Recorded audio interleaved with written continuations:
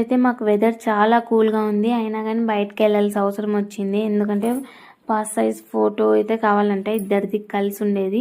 So అందుకని తీసుకొని రావడానికి అయితే వెళ్తున్నాము. ఇక్కడ రాంపూర్కి వచ్చాము. ఇంకా అలానే మా హీటర్ కూడా వర్క్ చేయట్లేదు, అదే వాటర్ రాడ్, ఇంకా అది కూడా రిపేర్ చేయించుకొని వద్దాము అనేసి అయితే వెళ్ళాము ఆ రెండు పనుల మీద.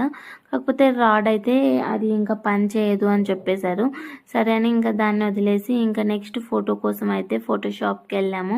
అక్కడికి వెళ్ళిన తర్వాత నాకు అసలుకి అర్థం కాలేదు, ఫోటో ఎక్కడ తీస్తారు, షాప్ ఎంత ఉంది, ఎక్కడ తీస్తారు ఫోటో అనుకున్నాను. ఆ తర్వాత అక్కడ ఒక చిన్న డోర్ ఉంది, అది ఓపెన్ చేయని చెప్పారు మా ఆయన. అది ఓపెన్ చేస్తే లోపల ఒక రూమ్ అయితే ఉంది. నాకైతే చాలా చాలా బాగా అనిపించింది. మొత్తం ఇలా సందుల్లో కొండల్లో ఉంటుంది కదా ఈ ఊరు మొత్తం, చాలా థ్రిల్లింగ్ అనిపించింది. ఇంక ఇది భీమాకాళి టెంపుల్ అండ్ అలానే షరైకోటి, ఇవన్నీ మన దాంట్లో కూడా వీడియోస్ ఉన్నాయి. ఒకసారి ఇంట్రెస్ట్ ఉంటే వెళ్ళి చెక్ అవుట్ చేయండి.